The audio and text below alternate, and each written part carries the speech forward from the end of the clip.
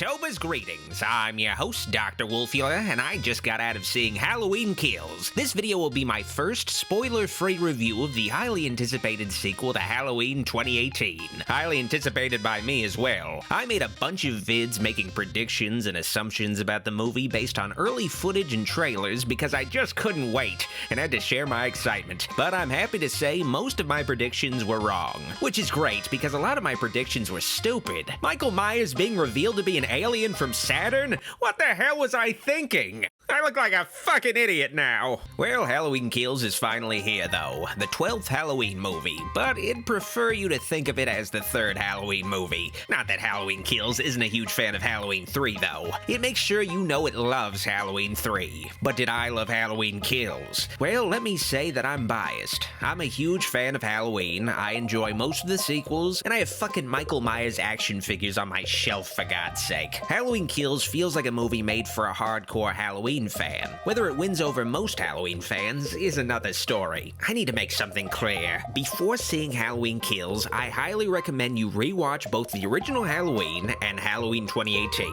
Halloween Kills is kind of a second half to both the 2018 film and the 1978 original. Kills, of course, continues from the last film's events on the same night, but it also delves into the story between the 1978 film and the 2018 film. The backstory of Deputy Hawkins is explored, his role in capturing Michael Myers, which was only briefly mentioned in passing in the 2018 film, is expanded upon, and characters that were only in the peripheral of the 2018 film that you might barely remember are now major players. Halloween Kills and its predecessor feel like one big movie most of all. So if it's been a while since you saw the first half of this new movie, you might be in trouble following everything going on. I still think, though, even if you don't grasp the significance of returning characters from the original film, or characters from the first film in this trilogy finally getting their due, I think Halloween Kills will still serve as a suspenseful stabathon starring Michael Myers that will also fill you in on all the essential info you need. All you really need to know, though, is that a guy in a mask is on the loose killing people still, and the town of Haddonfield is pissed off about it. If you're a huge Halloween fan, the carnage and chaos will just resonate with you more, and you'll understand all the references. It's not like Halloween Kills is asking you to have read an expansive series of side novels or comics to fully comprehend it, though. You just need to have seen 2 movies recently and remembered what happened in them. Again, though, I'm biased. I'm a hardcore Halloween fan. I have seen every Halloween film multiple times, I've made extensive videos analyzing the films, and I've even read the novelizations. I can't truly speak for a casual viewer's experience watching Halloween Kills, but as a hardcore fan, I felt rewarded for it by this movie.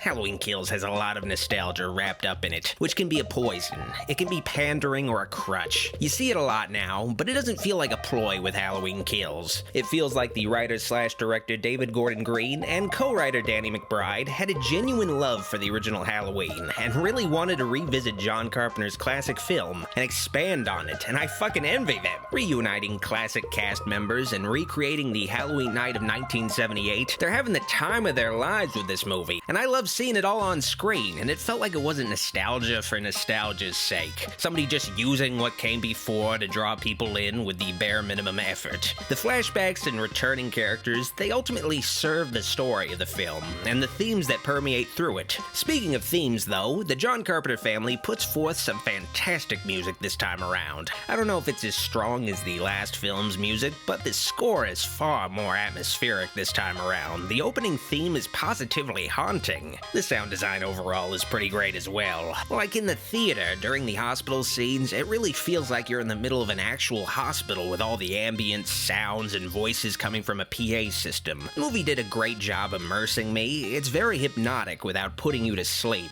Halloween Kills is also shot and edited fantastically. The visual flow of the film from shot to shot feels methodically planned and structured. There's a lot of haunting, slow scenes that build suspense, but also far more dynamic scenes during the killings, with striking shots that look like they're straight out of a comic book. It's just a very cool looking movie. What about the kills in Halloween Kills? With that title, it has to deliver, and it more than does, but it doesn't revel in or celebrate violence. There's a sadistic art to Michael's mischievous style style of killing, and the movie succeeds at making it seem horrible, yet compellingly horrible. Visually dazzling, but still horrible.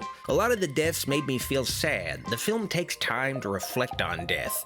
These aren't just disposable victims that Michael dispatches. These were people, and we see glimpses of their different lives before their demise. The teens in the original Halloween are a cliche now, but they too were people, living out their lives, and they got cut short, and Halloween Kills helped me to appreciate that more. The film is all about how tragedy will push people to do irrational things. Some of the characters do stuff that seems stupid to me, but I realize when you're confronted with sudden death, especially of someone you love, you're not thinking rationally, even to save your own life. This is probably one of the most emotional slasher films I have ever seen.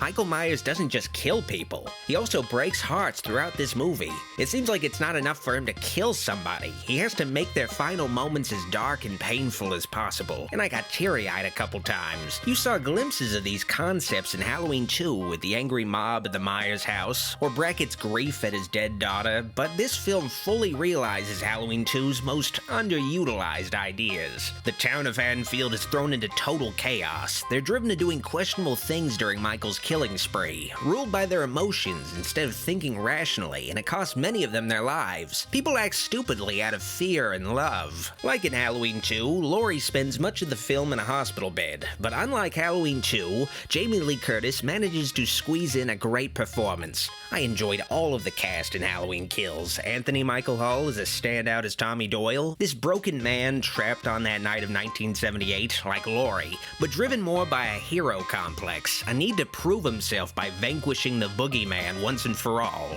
riling up the whole town in the process. Robert Longstreet was also a pleasant surprise as Lonnie Elam, turning the bully from the original film into an actual human being. There is a questionable revival of a certain classic character that I won't delve into much, but I will say that even though it's not a seamless addition to the movie, it worked for me overall. It served the story, and was done as well as it could have been done. That said, the story of Halloween Kills isn't as straightforward as the original film or the 2018 film. Kills begins with multiple different fractured groups of characters that eventually converge together in the finale. It's not the most efficient way to tell a horror story, but it all feels tied together well in a single-minded pursuit of Michael Myers. Everybody in Haddonfield is Dr. Loomis now, wanting to kill the Shape for their own reasons, but Michael, as played by James Jude Courtney, still manages to be the most terrifying and deadly I've ever seen him. I actually felt spooked going home the night I watched the film. I was on the edge of my seat watching Halloween Kills. It was just such a fucking tense movie. Halloween Kills is gory, but it definitely doesn't neglect suspense. There's a lot more I'd like to talk about with Halloween Kills, so much more,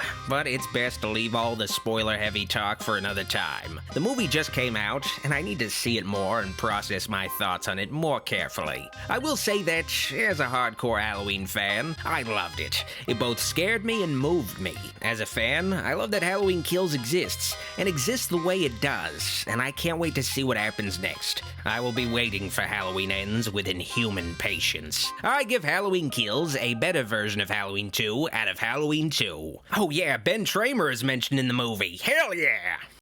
If you liked this video, like it, and if you loved it, click the subscribe and bell buttons for more vids. I'd also like to thank these fine folks pledged my shout-out tier on Patreon for all their kind support. Videos like this wouldn't be possible without all their help. Thank you for watching, see you next time. Dr. Wolfula signing out.